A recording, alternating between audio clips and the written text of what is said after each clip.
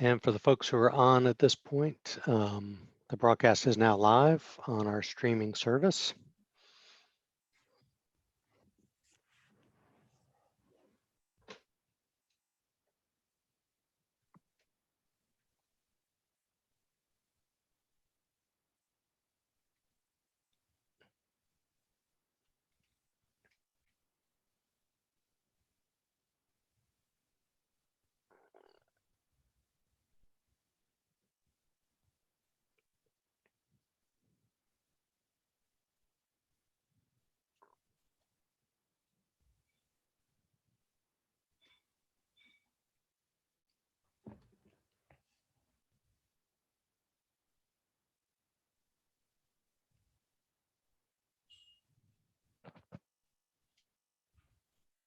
Good morning, Jason. Can you hear me? Yes. Great. The broadcast is live. We do have members in the audience. And as soon as you have a quorum, you can take control.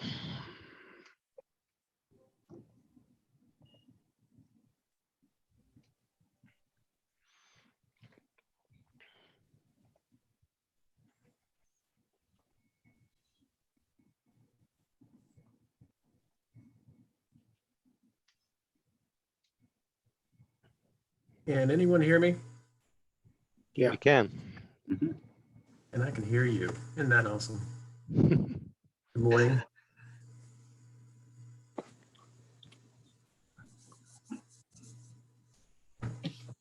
Morning, David.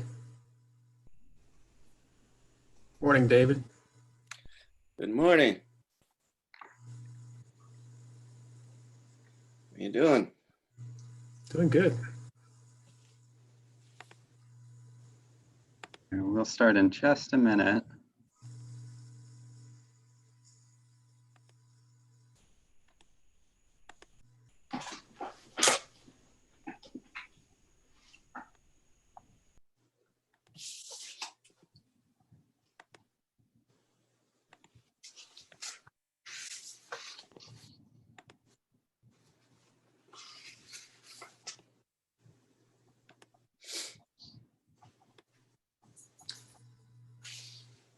Sarah, were there any attachments or anything that came through that I might have missed for this meeting, like minutes or anything?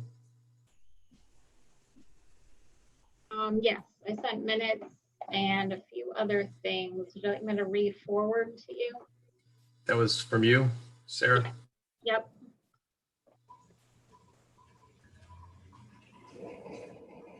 It should be on the same string that I responded to this morning.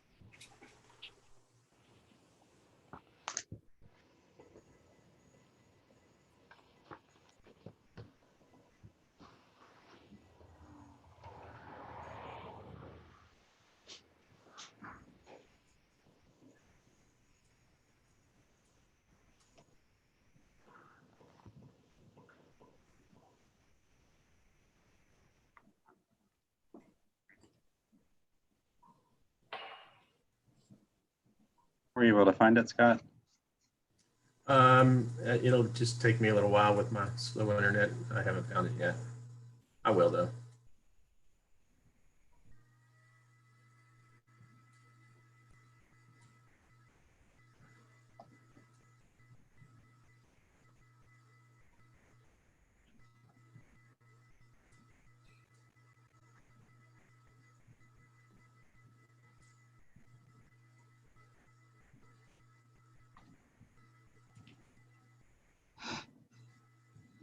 All right, well, I'll go ahead and call this meeting to order. Absolutely. So welcome, everyone. The first item on the agenda is the approval of the July minutes. Sarah sent those out last week. Did anyone have any questions or amendments to the minutes? Would anyone like to make a motion to approve the minutes? I move we approve the minutes from the July 22nd, 2020 Retirement Commission meeting. I second it. All right, all in favor? Aye. Aye. Any opposed? Okay, I'll great. abstain. All right, the next item on the agenda is the introduction of a new employee. Sarah, do you want to introduce Lisa and tell us what she's going to be doing? So I'm happy to introduce a new HR employee who will be helping with retirement. But I'm going to go ahead. Lisa's on the call, so I'm going to let her introduce herself. Lisa. Sorry about that. I was muted. Anyway, hi, everybody. I know it says Elizabeth if you're looking at my name, but I go by Lisa. So if you catch me around the building, call me Lisa. And I'm really excited to be here. I've come from the nonprofit world and have a little more than 15 years of retirement experience. So not exactly government, but I'm definitely learning and I'm excited to be here. On board, Lisa. Thank you. Your name just changed from Elizabeth to Lisa while you were talking. Did. How did that happen? Someone is very smart. Magic. All right, great. The next item, so there was a proposed schedule of discussion for our next few meetings. If you remember, last time we talked about how we're sort of restricted at this point to one meeting since we are a public body, and we're trying to avoid having too many virtual meetings. So I just wanted to give everyone a sense of what sort of items were coming up from now until the end of the year, and just show that our schedule does get actually pretty full with some pretty significant items.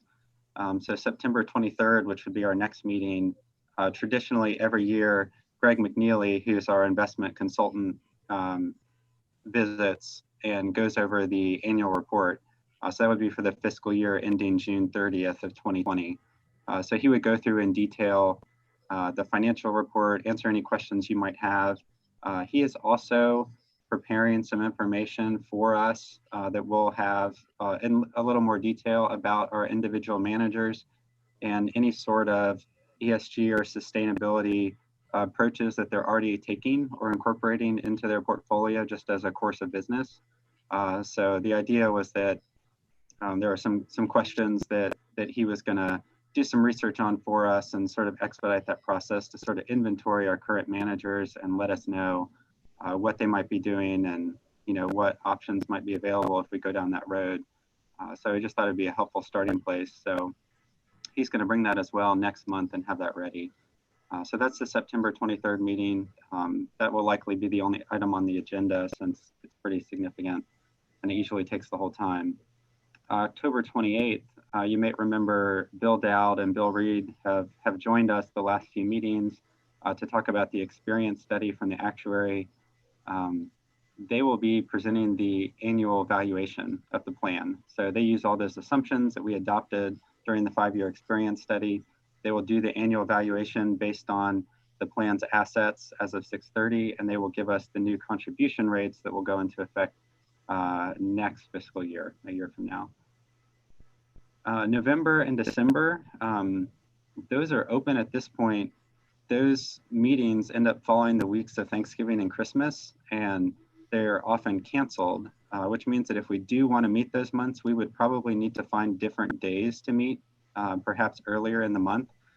So that's probably something that we can work out between now and then, depending on what might be on the agenda. But those are sort of open at this point. If there's continued discussion about any sort of sustainability initiative or enacting anything, any votes that we need to take in regards to that. Also, there had been some interest expressed in the public safety disability policy as it's written in city code. And so that's something that we could further dive into in those meetings as well. And that pretty much takes us through the end of the year.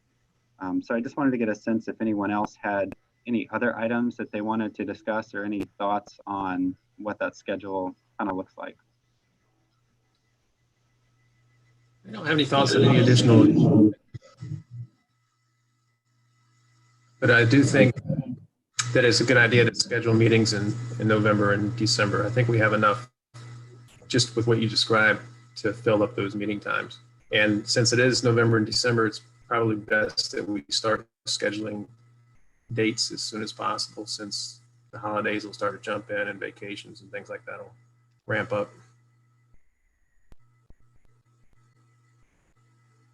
Okay. Any other thoughts?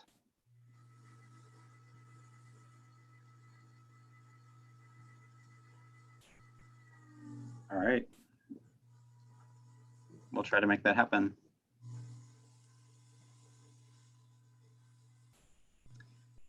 All right, the next item on the agenda, this is the main item that we wanted to discuss today. It's the Sustainable Investing Update.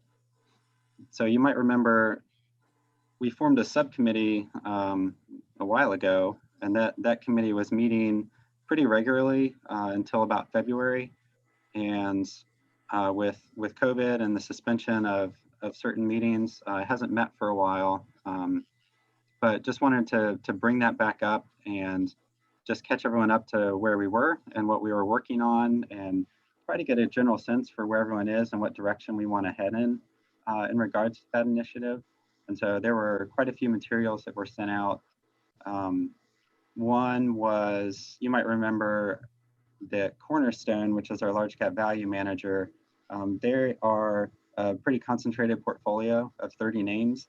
And they do have some exposure in the two sort of areas that we had been focusing on, which had been brought to the attention of City Council and the Retirement Commission.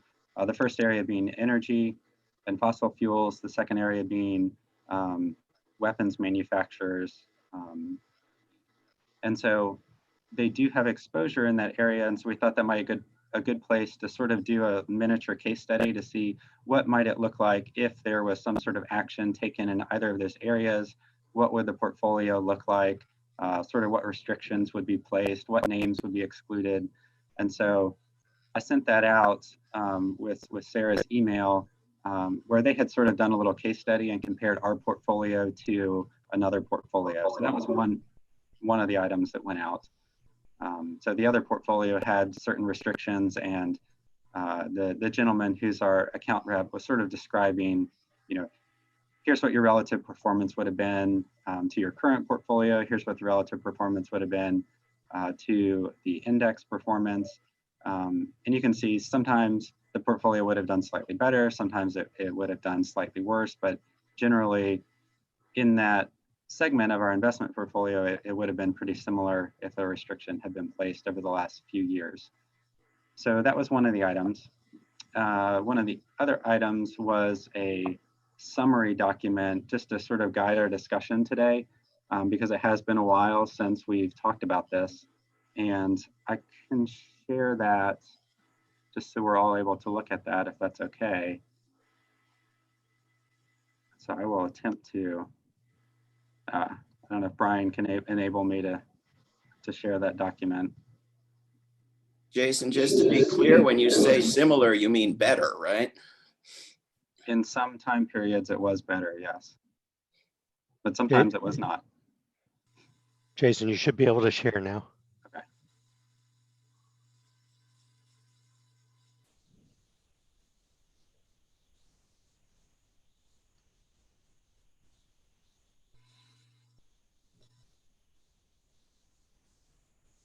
Okay, can everyone see that Word document? Yes. Yeah. All right. Yes. So you might recall that there's a lot of confusion around ESG and sustainable investing. There are a lot of different definitions for it. It means something different to everyone. Kind of the definition that we've been working with is, ESG stands for environmental, social, and governance factors. It is a type of sustainable investing. So it falls under the umbrella of sustainable investing. And so I've tried to use sustainable investing more frequently in our discussions because ESG is just one type of investing and we haven't really decided which direction we want to go. But it's a framework that evaluates environmental, social, and governance factors as non-financial dimensions of a security's valuation, performance, and risk profile. So just as a reminder of sort of what we're talking about.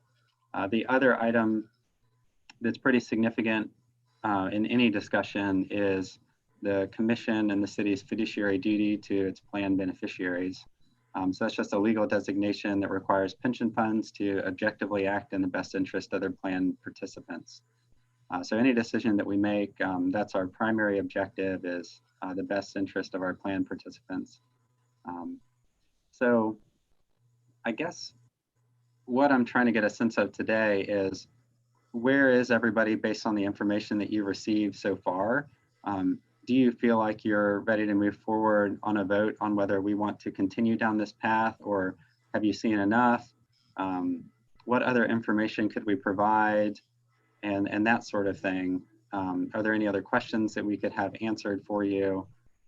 So I think, just sort of looking at that first question, I would be curious to see what people's thoughts are as far as, is this something that you want to continue working on? What other information might you need?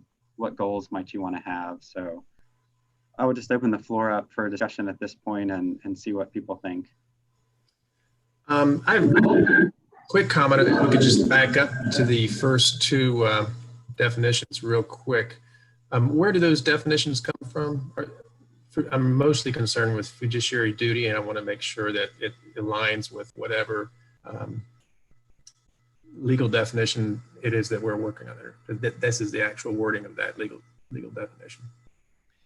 Well, this is generally a summary of the legal definition.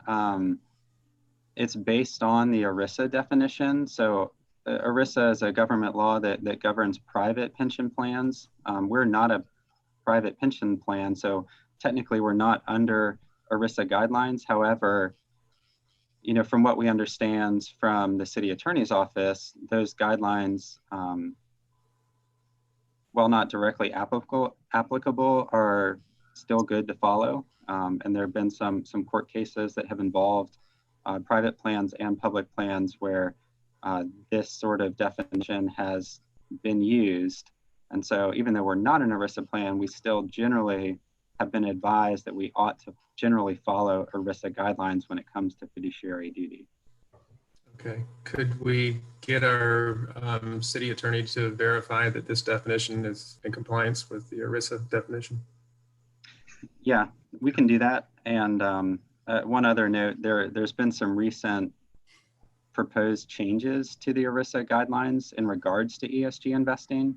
The Department of Labor proposed some new guidelines in June. So that, I don't know that necessarily changes what we are doing and what definition we might use, but I've sent that to the city attorney's office to review to see if it changes the calculus for us.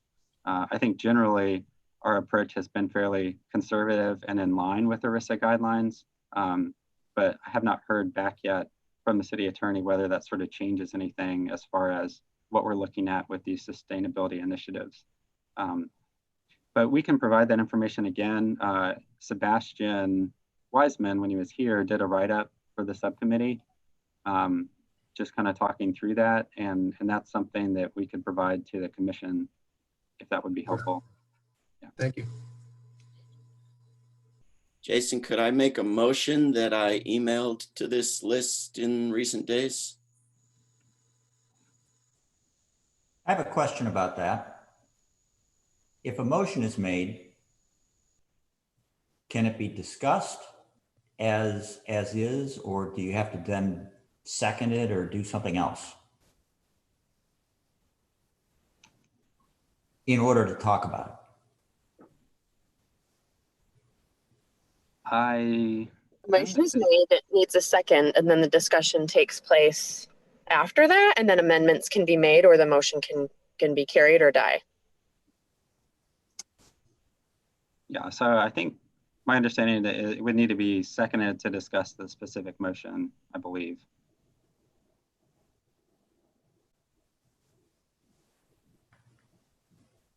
Okay. We're also open to having a discussion about this more generally if we want, but if David would like to make a motion, then it needs to be seconded and we just discuss that motion. It doesn't mean it's going to carry or die at any time until we actually take the vote. Do we have to take a vote?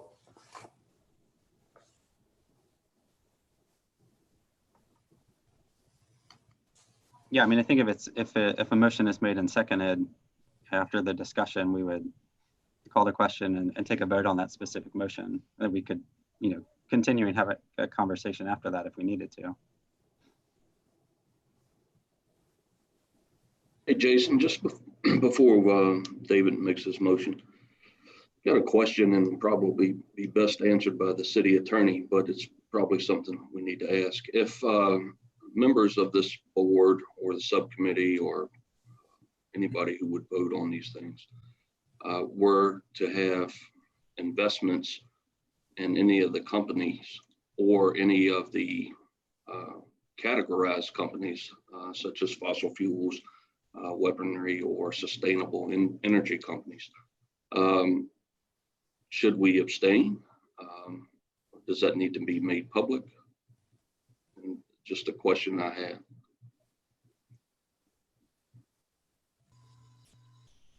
I don't know the answer to that question.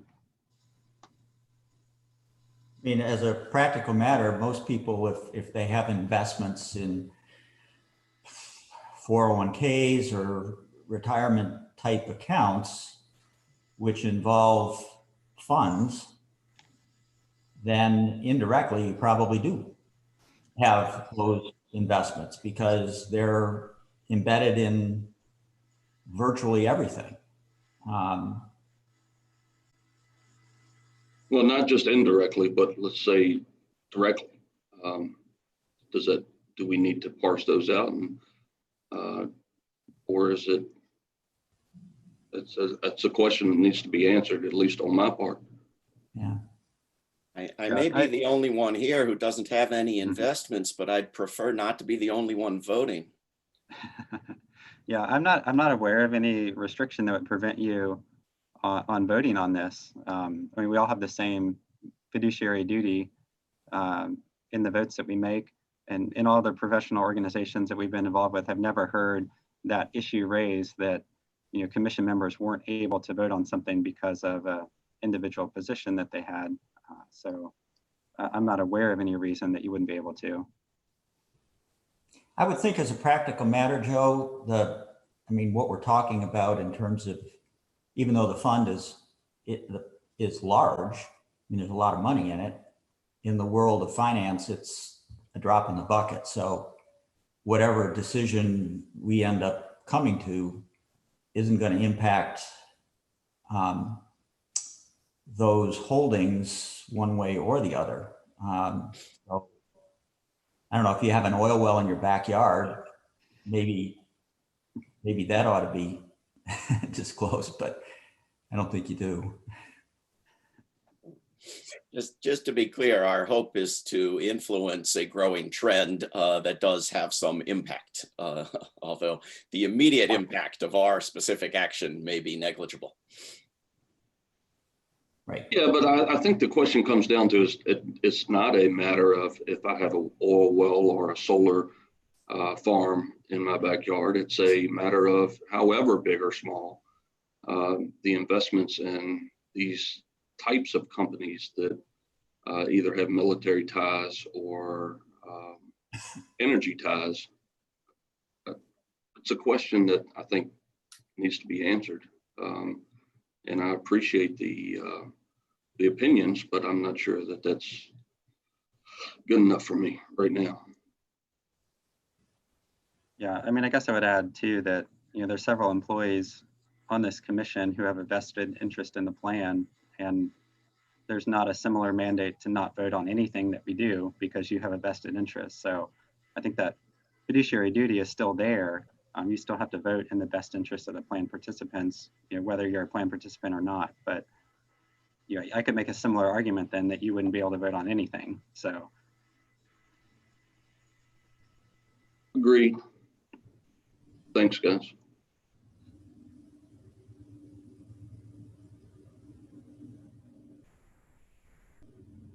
So if there's not cause not to, I would propose to make the motion that I emailed to you all recently. All right. Do you mind reading the motion for the public record? I don't mind. Try to read it quickly. Whereas on June 3rd, 2019, in response to widespread public demand and against no opposition whatsoever, Charlottesville City Council passed a resolution that included, quote, "Now therefore be it resolved by the Council of the City of Charlottesville, Virginia, that it declares its support and encouragement of any and all persons acting on behalf of city investment activity in regards to city operating funds to divest all city operating funds from direct security investments in any entity engaged in the production of fossil fuels or the production of upgrading of weapons and weapons systems within 30 days, end quote. Whereas the Charlottesville Retirement Plan Commission has for over a year diligently researched the likely outcomes of implementing the same policy. Whereas the portion of the retirement plan invested through Cornerstone, the only portion for which we have such a comparison, would have been larger on December 31st, 2019, had such a policy been put in place on December 31st, 2014. Whereas the Retirement Plan Commission's extensive research suggests that, to the extent predictions are possible, such a gain, or at least the absence of any loss, is likely going forward. Whereas the weapons and fossil fuel industries are highly concentrated with a large share belonging to a relatively small number of companies.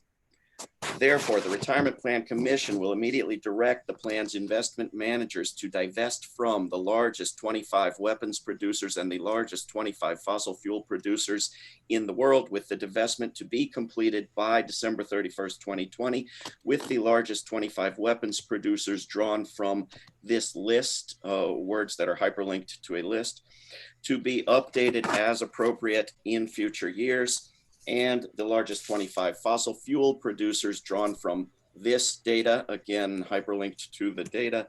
I can specify orally what those are if you want, to be updated as appropriate in future years. And I listed for you all outside of that motion, the current top 25 in each of those two categories.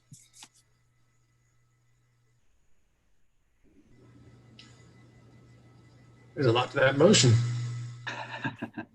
And I welcome any suggestions. Well, I guess there has to be a second, or forget it, after which I welcome any suggestions for improvements, sir. All right, is there a second for the motion? I do want to talk about this because I do think it's important. I can tell you right up front, I'm not going to vote for this. So if I second it, it's not because I approve it. Yeah, seconding doesn't commit you to voting in favor. It just allows the discussion. But the thing is, if people don't second it, then the motion just fails immediately, and then we can go into a discussion anyway. My understanding.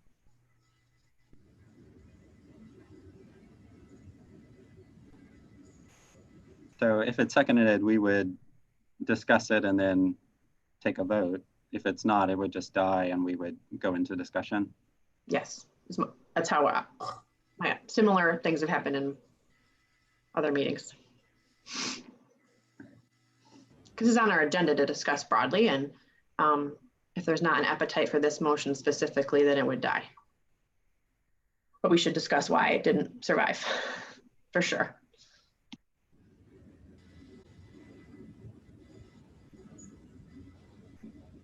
Okay. Well, does anyone want to second the motion?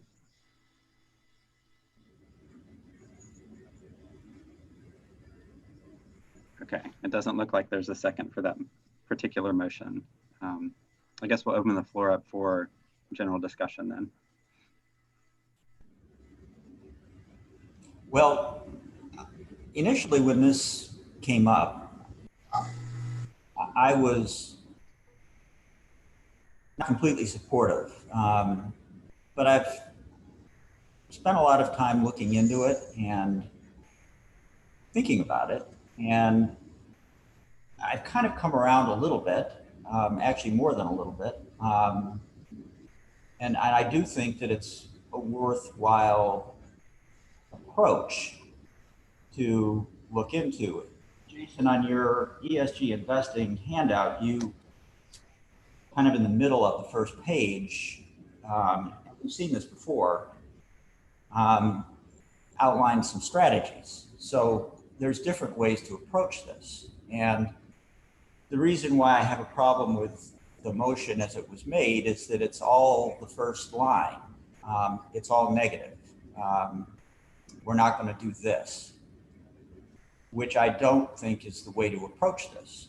I think a more intelligent way to approach this, which helps support our fiduciary duty, is to look at investments through this framework, but perhaps not solely through this lens, and incorporate and integrate this to the extent that it makes investment sense, which I think is number one, and then to the extent that it makes some social sense also. And, you know, when looking at types of companies, and again, another reason why this motion, I have trouble with it, is that it's, you know, it's very focused, as opposed to coming to a way of approaching this, which I think is more important. How do we look at this notion across the board going forward? Because it's not just about fossil fuels, and it's not just about weapons. It's about various factors that make up the way companies behave. And there probably are some fossil fuel companies that score fairly highly when it comes to ESG criteria, and others don't. But the same would be true of companies involved in anything. So I'd rather have us go about it that way. And we're not investing. I mean, this fund doesn't invest in companies. It invests in investments that invest in companies. So Cornerstone's probably the easiest because there's 30 companies. I mean, you can count them and you kind of know what they do. SSGA is an index of hundreds, if not even more than that, companies. So you know for a fact that if you zeroed in on any particular industry,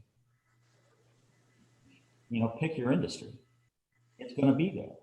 And how do you get rid of it if you're going to invest in that kind of a vehicle? I don't think you can. Cornerstone has already demonstrated that you can. And they've done it by creating a fund that excludes certain things. There are investments. I mean, if anybody's interested, I've kind of looked around to try and see what's out there that I personally would invest in, because, you know, I like to see good returns on things that I invest in. That makes me feel good, you know, and doing the right thing also makes me feel good, but seeing a good bottom line makes me feel good too. There's an ETF that's been around a long time, BlackRock, one of the biggest financial firms in the world. And it's an ESG ETF. So their express purpose is to invest in this manner. And their performance over any time period you want to look at, 1 year, 5 year, 10 years, they've been around for a long time, is top notch. So it's totally possible to achieve good results using this kind of investing philosophy. I'm sure that I could find others that suck, that haven't done a good job at all, but it is possible, and I think it's worth doing. You know, the things that I focus a little bit more on, frankly, given everything I look at every single day around the world where it looks like the climate is going insane, would be fossil fuels.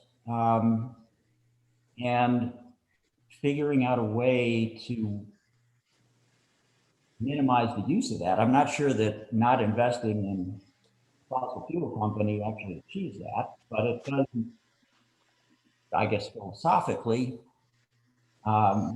say something.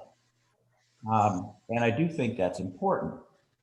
I have more trouble with the defense related stuff because most people think that we ought to defend our country. And I mean, to do that requires certain things. And also it's a little fuzzier because companies that do, there's some that are just pure defense. They make missiles. That's all they do. Other companies Hundreds of countries, for God's sake, not just your little country.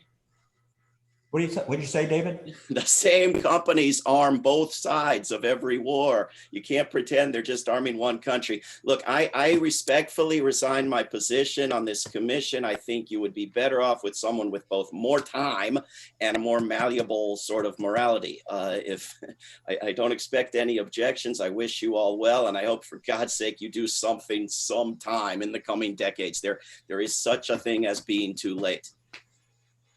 Bye.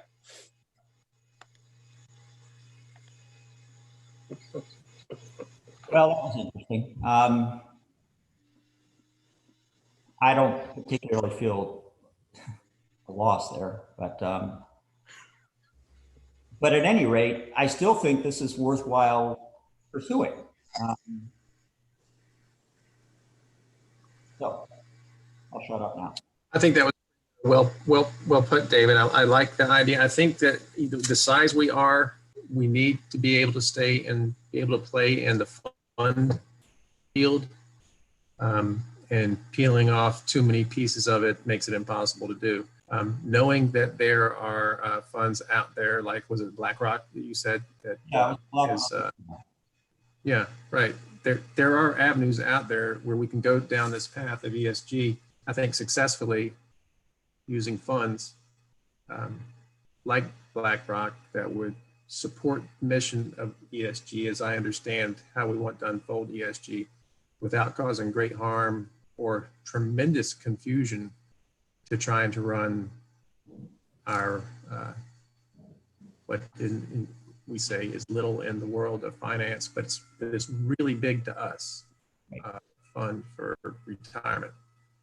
And yeah, knowing that there are vehicles out there, it makes me comfortable moving forward with continued ESG investigation and planning. I mean, from a practical standpoint, if you just went to Cornerstone and said, all right, change this.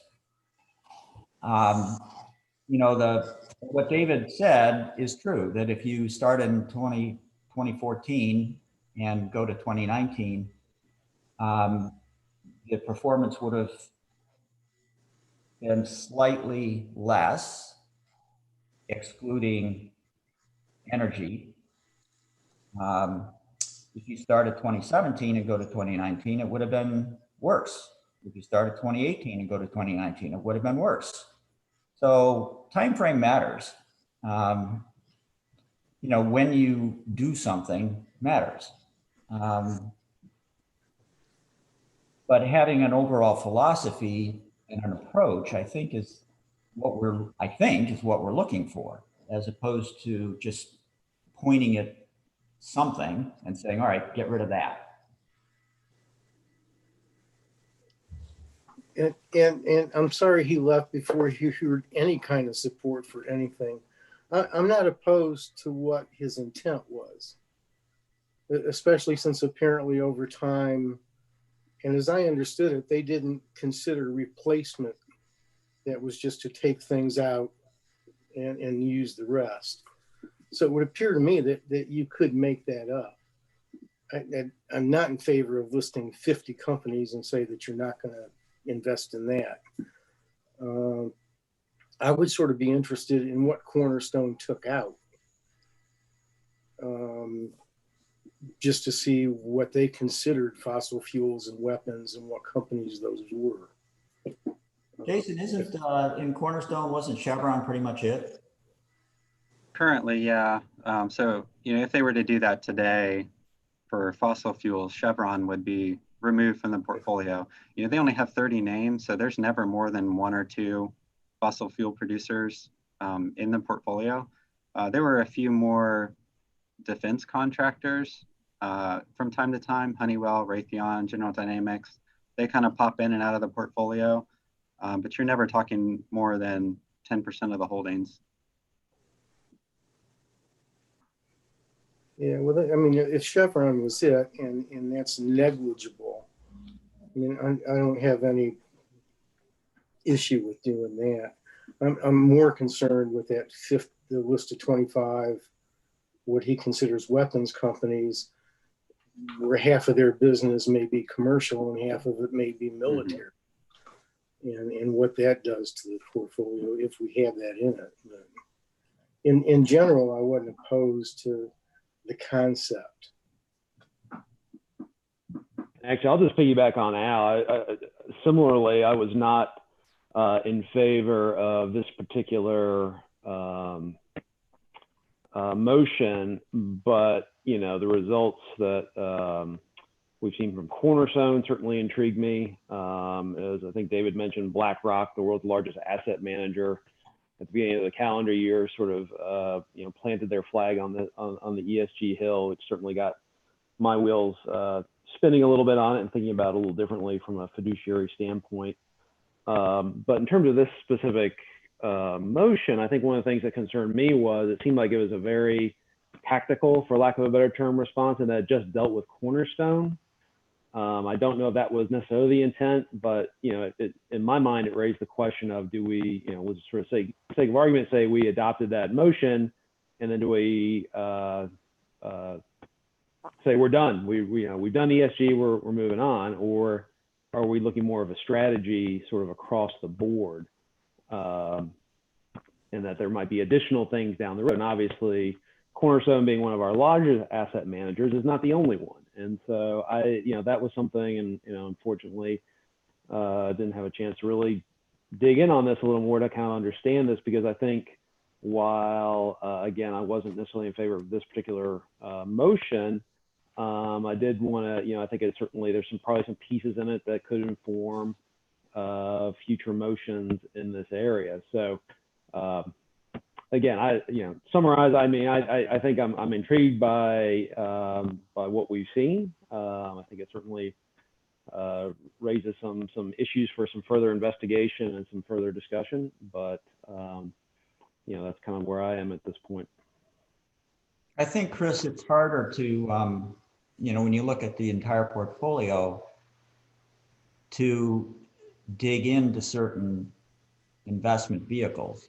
If it's an index that is comprised of the S&P 500 or the Russell 2000 or the Russell 1000 or whatever, it's not like Cornerstone, where it's a very focused portfolio. And I don't know if we want to go down the road of just shaking up the entire portfolio, which would seem to be one way to approach this. I mean, there are vehicles out there that very specifically have ESG investing as their guiding philosophy. And I don't know, swapping things out. We don't really do that. I guess the Hub would do that, and I don't know what they think about that. But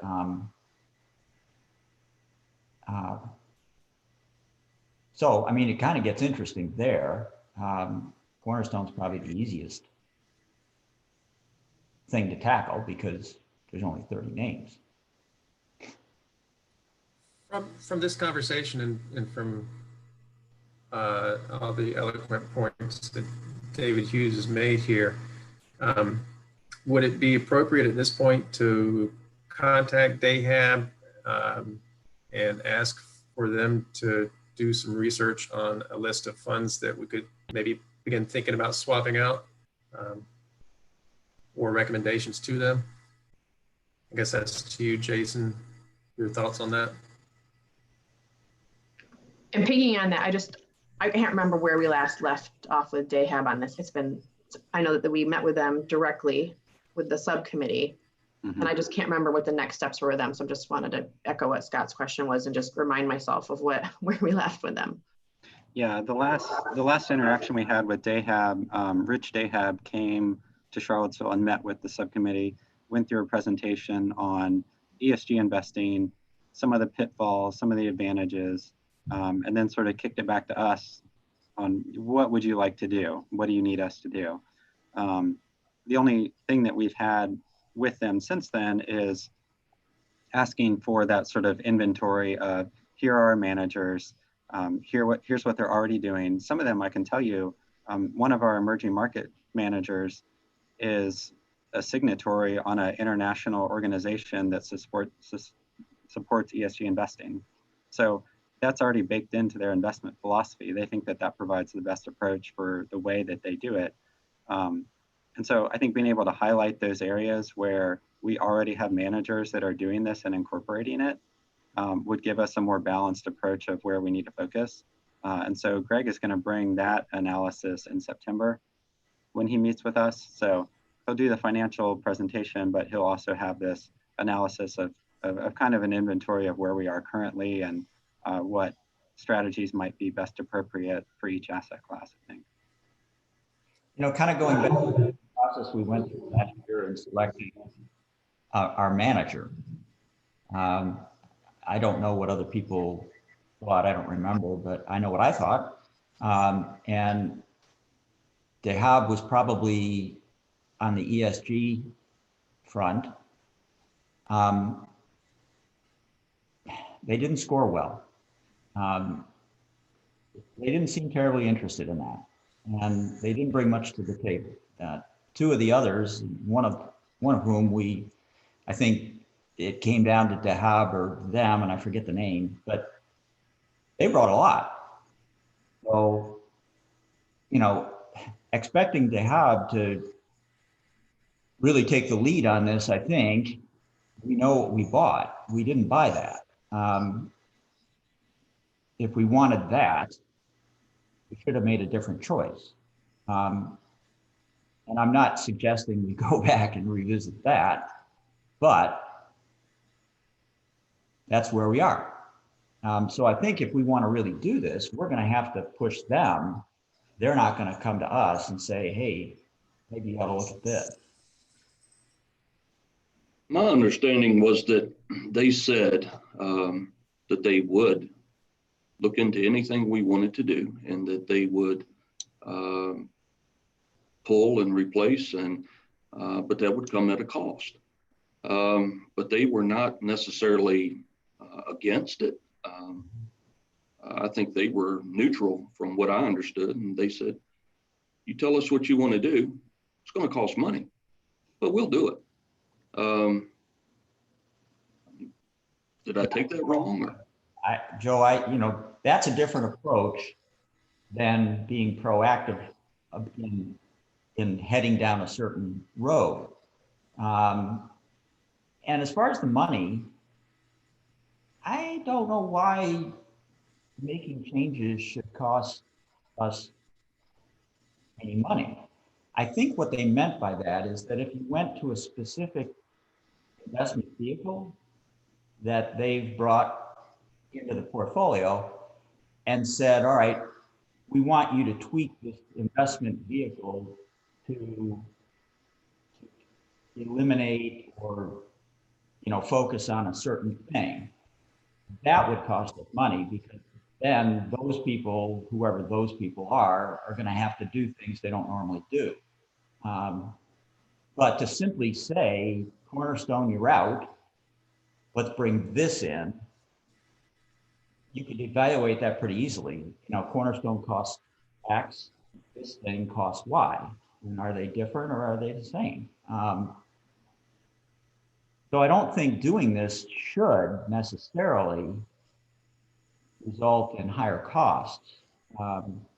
Going in and monkeying with a particular investment vehicle to change it maybe would. but making a wholesale change, I don't know.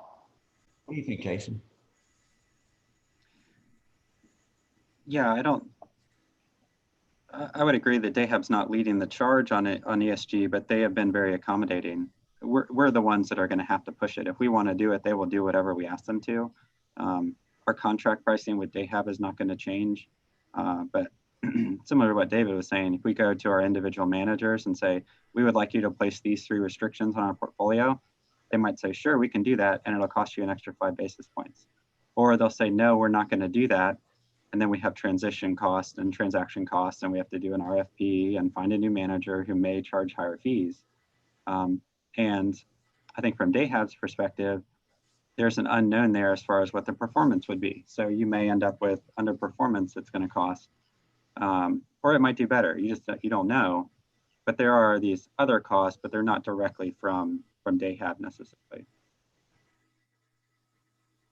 So to make changes, Jason, I mean, significant changes in the portfolio, replacing one of the sub managers. Is that the right term to use? Yeah, one of our investment managers. Yeah, one of those. So does that involve a big process? Yes.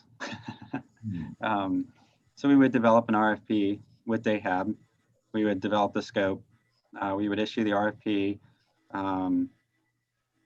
There would probably be between 20 and 60 respondents that would be interested in, providing that service. DAHAB would review those and help us. They would do a lot of the heavy lifting. We would bring in finalists, interview them. If we decided to make a change, that would all go through procurement and the city attorney's office. And then you would have to figure out how to make the transition. So if you're going into a similar investment that had like assets, we would probably use a transition manager where they would stop trading. The transition manager would take over the portfolio. They would try to, as cheaply as possible, transition those assets to the new manager and then align the portfolio with the new manager's positions, and then turn the portfolio over to the new manager, and they would add or subtract anything that couldn't be done through the transition manager. So it is fairly significant, and there are some transaction costs involved. And so we've used a transition manager because they're able to sort of, execute those trades as necessary. There's, experts in doing that transition instead of just going to manager A and saying, hey, sell everything, giving the cash to manager B, you're out of the market. There's market volatility, there are transaction costs. And so we try to do that as cheaply as possible, but there are some costs involved in switching a manager. So we have, one fund that David mentioned, the Blackwater again. Blackwater sounds horrible. Yeah, BlackRock. So why don't we see what BlackRock equates to in our portfolio? Do we have an equal there? And what I'm getting at is I think this is going to be a progressive thing as we learn about more funds, as more ESG funds come onto the market, improve their financial ability to trade at par with the other funds we've been owning. We just look at it segment by segment. And if BlackRock is a mid cap or whatever that equates to something that we have, then I think we start looking at moving forward to finding out why we wouldn't go to a BlackRock. Does that make sense? Piecing this off kind of one at a time. Yeah, I think for me, a progressive approach makes more sense because, like David mentioned, our managers are all very different. You have Cornerstone, that's a very concentrated portfolio that, may be able to do something very quickly. We have SSGA, which is a, huge index fund. They have other products that are very similar to, the products offered by BlackRock, where they might have an index that's exactly the same as ours. It just carves out fossil fuel producers, or they have an index that's exactly like ours, but it is ESG weighted. So they're out there. I do think sort of a case-by-case progressive approach is probably a more prudent way to do it than saying, you know, by next month we want to divest from all of these companies. I don't know that we could accomplish that. So I think my perspective would be, one, if the commission wants to move forward, that we would agree to develop some sort of sustainability framework, like what was included in the Word document. And two, identify what areas we want to focus on. Is it weapons manufacturers? Is it fossil fuel? Is it something else? I think we need to narrow the focus and decide what factors are important to us and which ones we can make economic arguments for. And then within that framework, focus on those areas. So I guess my question is, you know, do we want to move forward with some sort of sustainability framework? And do we want to identify a specific area to focus on? And once we do that, I think we can get a better sense of what approach we want to take. But if there's no interest on the commission to focus on fossil fuels, for example, then let's set that aside and figure out what the focus should be. So I don't know if anyone has any thoughts on either of those questions, but. I don't know that we have enough to make that kind of a broad decision this early about, you know, whether we include or don't include fossil fuels, for example. But I, for one, am in favor of moving down this progressive path and biting off the smaller pieces first while we're learning and transitioning and trying to find our way down this path. Yeah, the factors that you outlined on your Word document, Jason, again, getting to a strategy of best in class and integration, I think is a better approach than just, I mean, negative screening is just saying we don't want to invest in this, that, or the other thing.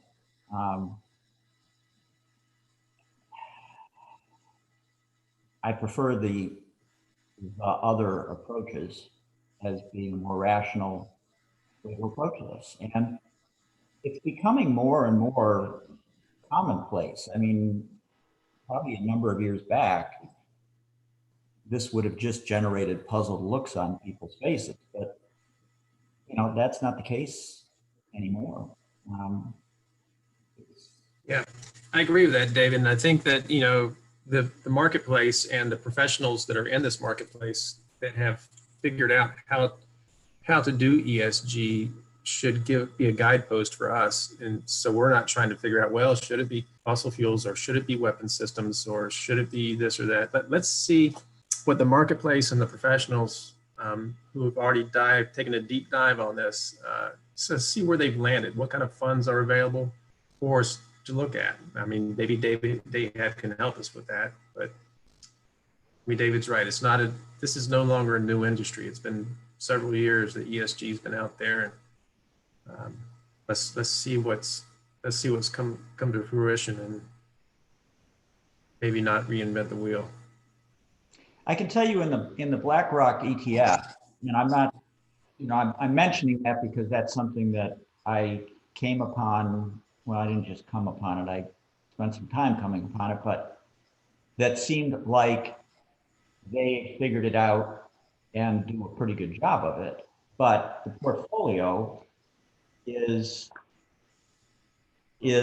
tilted pretty heavily toward technology and healthcare.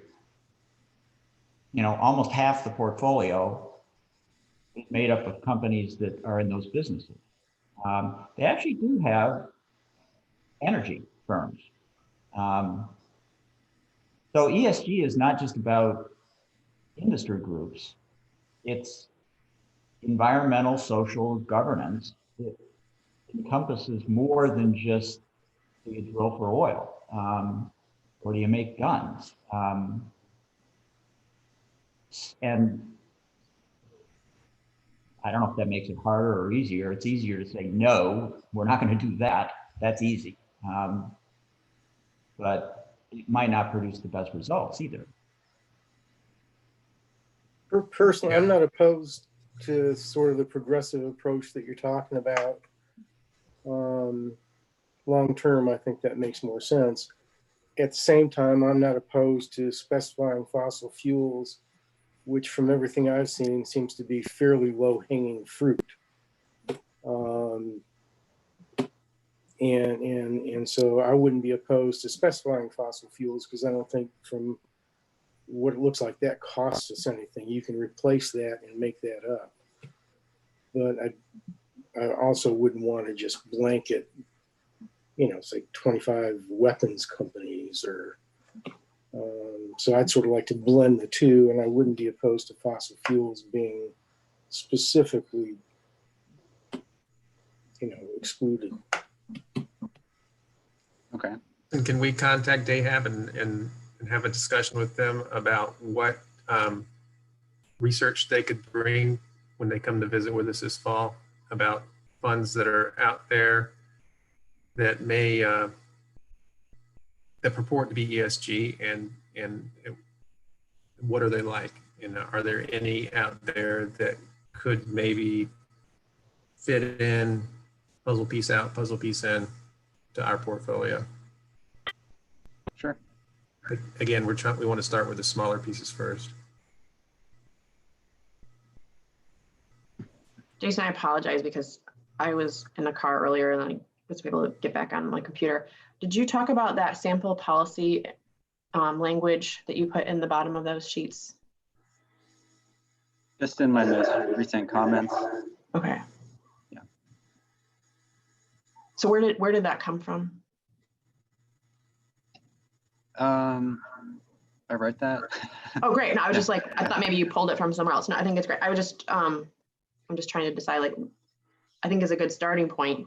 I think that's, from what I'm just hearing, it just seems like it's well aligned with what I think was laid out there. And then obviously we're now hearing about a topic area that folks are open to us really exploring where for now, and then there's more to be added. But as we've said before, I think Chris Cullinan and Scott mentioned earlier, we also have to have a process that allows us to evaluate other avenues in the future. Like, this is not like, this is the right now, but the world is in a pandemic right now. So what's it going to be next year that might be of interest of constituents or otherwise, or our staff for us to be looking at. And so I know that's one of the other charges that we had as a subcommittee, was just like, what is that process of vetting these things? And so we have a consistent way of evaluating next steps in determining if certain things should be pulled from our portfolio or not. Yeah, that's a good point. That evaluation process, probably needs to be pretty rigid so that we're careful that we don't eliminate ourselves right out of the marketplace of investments over the period of the next 30 years or so. And I think that what you just said, Heather, gets to the beliefs. I think you start with that. What do we believe is the right way to approach this? And then what's our strategy to act on those beliefs, and what do we want to achieve? And that probably provides a framework then to look at whatever. Today it's fossil fuels and weapons come up most often, but what about Facebook and Google and all of those, which I personally believe are reprehensible businesses and cause more harm than good, but that's a personal thing. But if you weren't investing in those companies right now, you'd be totally screwed. So there's on one hand and on the other hand. So I think you need a way to look at anything, a framework to judge anything, so that it's not some guy that doesn't like social media saying we shouldn't be investing in that. Mm-hmm. And even worse, some guy that doesn't like social media that carries some large amount of clout politically, and then suddenly you're out.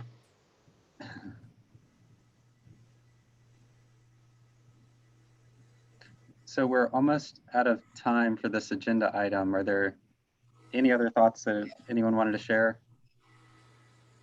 I just want to summarize where we are. So next month we'll have DAHAB here. We're going to give them some direction based on this discussion. And then it looks like we've allocated some time later in our meetings at the end of the year to, really flesh through some of this more deeply. It might even just be the subcommittee at that point. Yeah, that would be one option if we wanted to kick this to the subcommittee and over the next few months to maybe.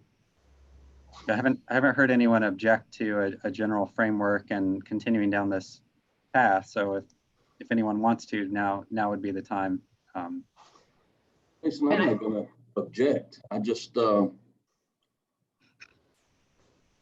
won't it bear itself out if divesting in weapons and fossil fuels and whatever it is that you don't want to invest in because of whatever your reasons are, won't that bear itself out in the market, and won't companies and our investment managers see that and make those decisions based on performance instead of what your feelings are? Do we need to give them direction, or don't they already base that based on, or what they do based on performance of investments?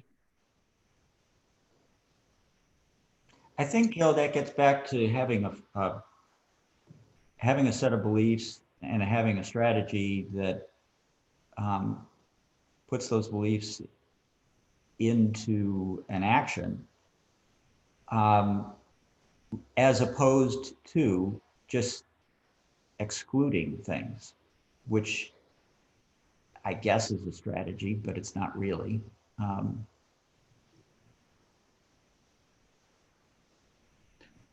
Yeah, I would say to a certain extent, yes, you're correct in that if a manager like Cornerstone doesn't believe that a certain investment is the best one, they're not going to invest in it. But a significant of our portfolio is passive. We're holding everything.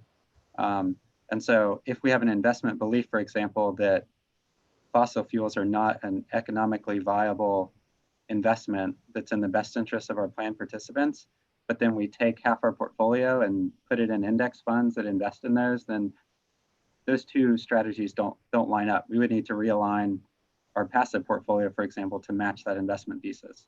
So I would say it's a mixture of both.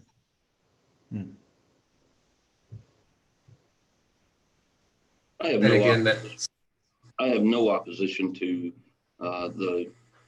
even the proposal or setting up a framework, but I just don't know that that's what this board is supposed to do. That we're supposed to guide investment strategies based on political, personal, or any other goals or beliefs.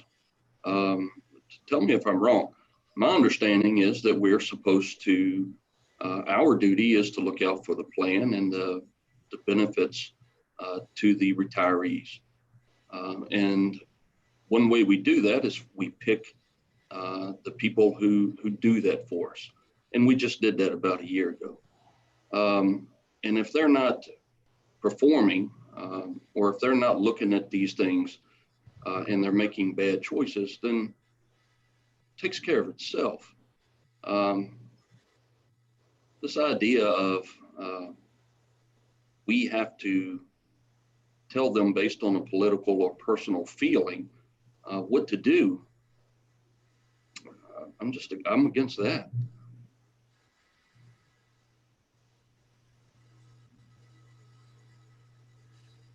Who's on the committee? Jason? Subcommittee, I'm sorry. Subcommittee, were there 5 people? Heather was on it. Joe, I think you were on it. Al? Mr. Swanson was on it. Al. And myself. Yeah, so there were those 5. Chris wasn't on it. Cullinan? No. And then David, you had come. Yeah, I shouldn't have been. No, I mean, public, anyone can come to these. Unless we're talking about closed session stuff. And right now we're one person down. So if there's anyone interested. I do believe it's important that we look at things that might reflect the values of the city. I don't think that's any one person's values, but I think that as we look at these things, that there is a lens by which we should be evaluating our investments based on our values. So I can see, I see there's time spent well in evaluating this direction and options that we have, and it's something that certainly has been preceded by many other organizations, and so I don't think it's like unprecedented for sure. So I'm interested in continuing to participate in those conversations. I don't think that we reflect the values of the city. I think we need to reflect the values of the retirees and the people that benefit from this, not the city. Retirees is who we work for, and the people who are on this plan. That always needs to be our top priority, is the performance of the plan for the retirees. If we can accomplish that and work in ESG, I have no heartburn at all with that. And I don't disagree. I don't mean to not prioritize that as the number one. I just think there's clearly data that reflects that we can accomplish both in a meaningful way. And there's still a lot of decisions you made on how specific we want to get and how broad. And so I'm not trying to, I'm just saying there's an opportunity for us to evaluate these things and still maintain the same performance while separating ourselves from some of these types of investments. And I just think it's worth continuing to explore. I have a question that kind of gets at, Joe, what you were just saying, and Scott also. If we get to the point where we develop a policy, an ESG policy, how we are going to approach this, is there a way to get people who work for the city and or worked for the city, i.e. people who are beneficiaries now and people who presumably will become beneficiaries, to weigh in on this a little bit? And, what do you think? Yeah, and that's what, board members, I think is our responsibility to go out and talk to those individuals and see where they stand and kind of guide us, just like any other appointee.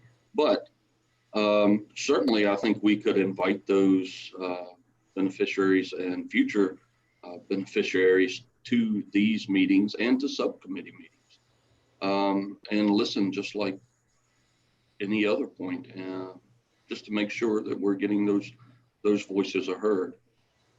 I think it's a really good point. And I'm curious, have we ever done a more broad outreach for other reasons, not this, to the broader retirement? How has that worked? Has it been a survey format, Jason, or a mixed bag of mail out because some people aren't wanting to be online? I'm just curious. I think that would be I think we should figure out what are other things we might want to ask retirees. And this is one topic obviously of interest, but I would love to hear from more people on this in a more process driven way.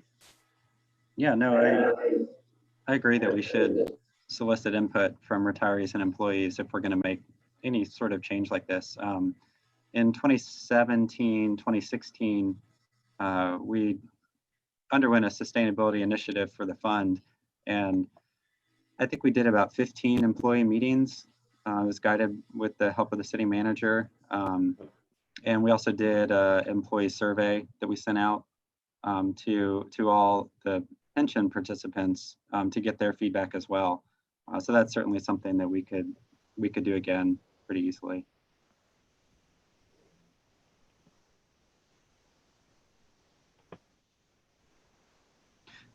I think that the employee feedback is important for this topic. Agreed. Heather, I have a question for you. So, about my being invaded by my 8-year-old right now, or is that what's going on over there? Yes. He doesn't realize he's on the camera. Yes. You see his head? There we are back there. You're the politician here, so. No, I'm not. Don't call me that, please, David. Well, it's true. Public servant. Public servant then. So as the public servant, I mean, do you and the other members of the council feel any or some or a lot of pressure regarding this? think we'll, and Jason can kind of summarize where we evaluated this from, from two different points. And one of them we felt like council had more of a weigh in on. And this side of it, when relative to the Retirement Commission, is really up to the Retirement Commission. So I sit on this as obviously a member of council, but I think that the fiduciary responsibility piece is something that certainly weighs on council. And so that's why it's really this commission's purview to kind of make those decisions. Council weighed in on the operational budget investing and made a decision there. And Jason can present more about what those risks were, but it seemed like they were minimal, and we certainly wanted to send that signal. But when it came to this, we're certainly at recognition that this is not up to the council. This is up to the Retirement Commission for all the reasons that I think we're all evaluating. And so I'm not saying there isn't pressure from the community that we are looking at this way, but this is something that the council definitely felt was up to the commission to vet and to make a decision on. Has the view changed with? You say that again? Has the view of the council on this, I'm talking about this, changed at all with the 3 new council members? No, if the new council as a whole has really evaluated or reflected on this specifically. I will say that what I know of my colleagues, and I don't want to speak for them, too much, but there's certainly a focus on, environment is really, there's a lot of support for just steps to minimize impacts to the environment. And so I can see the fossil fuels piece being of great interest to the broad set of counselors. Okay. But I really hesitate to speak for my colleagues. All right. I think we're quickly running out of time. I believe Brian mentioned that there might be some members of the public who are on the meeting that may be interested in public comment. So Brian, do you mind checking to see if anyone has any comments for the commission? Mr. Vandiver, we do have one hand up. And can I assume you're going to offer 3 minutes? That sounds appropriate. All right. This is Jake Gold. Jake, you're on with the Retirement Commission, and you've got 3 minutes. Thanks, Brian. Can y'all hear me? We can. Cool. Good morning, members of the commission. My name is Jake Gold. I'm a city resident. I'm coming to you today with a brief and I think kind of open-ended question that I imagine falls under the commission's jurisdiction as an advisory body about benefits. I've had a chance recently to review the city police department's personnel expenditures since 2006. And the thing that stood out to me most was the growth in CPD pension spending, which has well outpaced CPD salary spending since 2006. In 2006, CPD spent 1/4 of its spending on salaries on pensions, about 25%. It's now trending just around 1/2. I'm curious if any members of the commission have a sense for whether that matches the rest of the city's spending on pensions and what might be driving those increases in either case. Thanks, and I'll yield the balance of my time. So I can speak to that in general terms. I think the information that Jake is looking at in the police budget, just to clarify, the number there is for the contribution that the city is making to the pension and OPEB plans. So the other post-employment benefits plan, which covers primarily medical insurance and the spending on pensions. So that's the actual contribution that's being made to the trust, not the distributions that are being made to employees who are retired. It's based on a percentage of pay. And so Jake is correct that percentage has increased over time. And one other clarification, there's not a plan that's specific to police. It's a public safety plan. So it's fire and police. They have the same contribution rate. It's a rate that's actually determined based on the cost of the plan. And the rate is different than the rate for general employees. And it is higher than the rate for general employees. There's several reasons for that. And I think Sarah can correct me if I get any of this wrong, but over time the rate has gone up, and there's several reasons for that. One is the mortality assumptions that the plan makes. People are living longer, and so the pensions are being paid out longer. So both the general rate and the public safety rate have increased over time to account for that. One of the primary reasons that the public safety plan is more expensive than the general plan is that public safety employees have a mandatory retirement age and they're able to retire earlier. And so we're paying pensions longer on the average for public safety employees than we are for general employees. The other reason is that because there is a mandatory retirement age, that there is a supplement that is paid to bridge that gap from when an employee retires to when they're eligible to claim Social Security benefits. So those are the two main factors contributing to the fact, the reasons why the public safety plan costs more than the general plan. So that's my general response. I don't know if anyone has anything that they want to add, but generally employees are living longer. The city has made a conscious effort to accelerate the funding into the pension plan. We have a relatively short amortization period for the unfunded liability. So that was an active decision made by the city several years ago that we were going to accelerate the funding of the plan, try to get it up to a more sustainable level. And so that's driven some of the increased costs, both on the public safety side and on the general employee side. So I think I certainly can provide more details around that. And if the commission wanted to discuss that in more detail, that's something that we could add to a future agenda. But I don't know if anyone had any questions or further comments.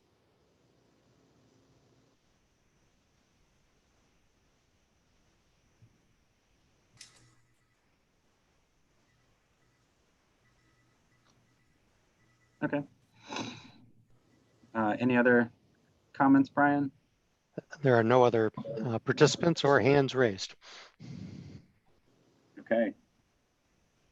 Well, that's everything that was on our agenda. I move to Entertain a adjourn. motion. Heather, seconded? Second. David, all in favor? Aye. Aye. All right. Thank you, everyone. Thank you, Mr. Wheeler. You're welcome. Yeah, thanks, Bye, everyone. Bye.